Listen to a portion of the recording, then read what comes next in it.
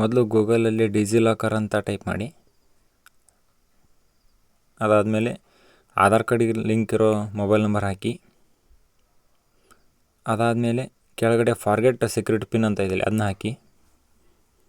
ಅದಾದಮೇಲೆ Aadhaar card number ಹಾಕಿ 12 number.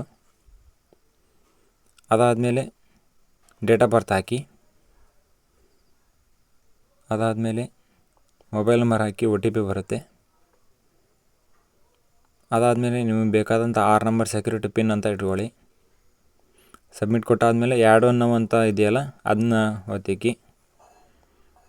ಅದಾದಮೇಲೆ ನಿಮ್ಮ ಮೊಬೈಲ್ ನಂಬರ್ ಹಾಕಿ ಸಬ್ಮಿಟ್ ಕೊಡಿ. ನಂತರ ಇಲ್ಲಿ ಕೆಳಗಡೆ ಅಕಾಡೆಮಿಕ್ ಬ್ಯಾಂಕ್ ಆಫ್ ಕ್ರೆಡಿಟ್ ಅಂತ ನೀಲಿ ಕಲರಿಂದ ಟಚ್ ಮಾಡಿ ಆದಮೇಲೆ ನಿಮ್ಮ ಡೀಟೇಲ್ಸ್ ರಿಜಿಸ್ಟರ್ ನಂಬರ್ ಯೂನಿವರ್ಸಿಟಿ ಅವನ್ನೆಲ್ಲ ಹಾಕಿ ಆದಮೇಲೆ ಈ ಥರ ಅಪರ್ ID ಅಂತ ಬರುತ್ತೆ. ಅದೇ ನಿಮ್ಮ ABC ID.